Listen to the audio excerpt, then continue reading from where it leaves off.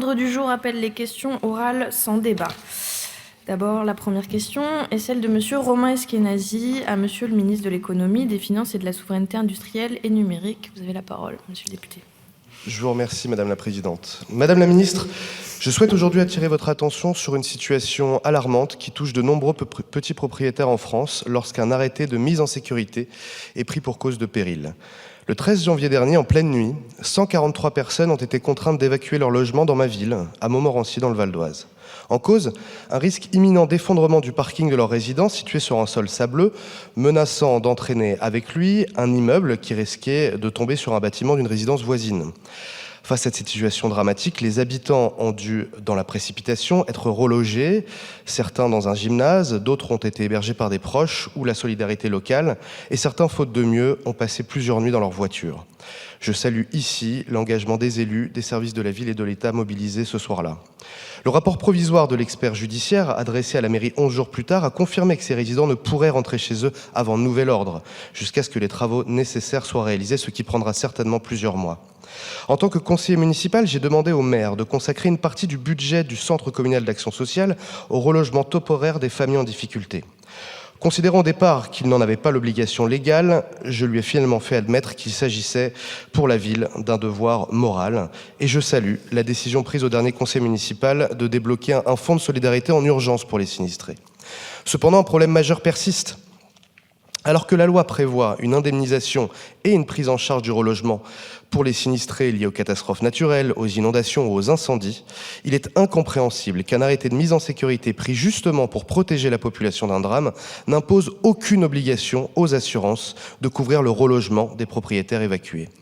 Ces derniers se retrouvent alors dans une situation intenable. Ils doivent continuer à rembourser leurs crédits, payer les charges de leur logement devenu inhabitable et assumer en plus des frais de location temporaire.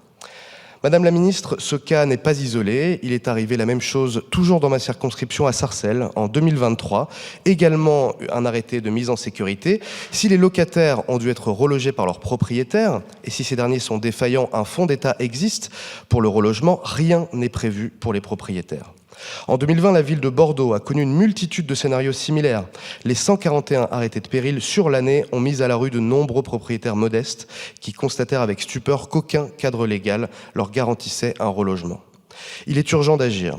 C'est pourquoi je vous interroge aujourd'hui. Le gouvernement entend-il réformer la loi afin d'imposer aux assurances la prise en charge du relogement de propriétaires touchés par un arrêté de mise en sécurité au même titre que pour d'autres sinistres ? À défaut, seriez-vous favorable à des initiatives parlementaires que je ne manquerai pas de prendre visant à remédier à cette injustice flagrante ? Je vous remercie. Merci, Monsieur le député. Le ministre Éric Lombard, avec la ministre Valérie Létard, ministre du Logement, vont étudier la problématique que vous soulignez, de voir si une réponse est susceptible d'y être apportée, notamment au regard de ce que vous connaissez, ce que les habitants de votre commune connaissent et de votre circonscription, où vous l'avez noté, de la mienne.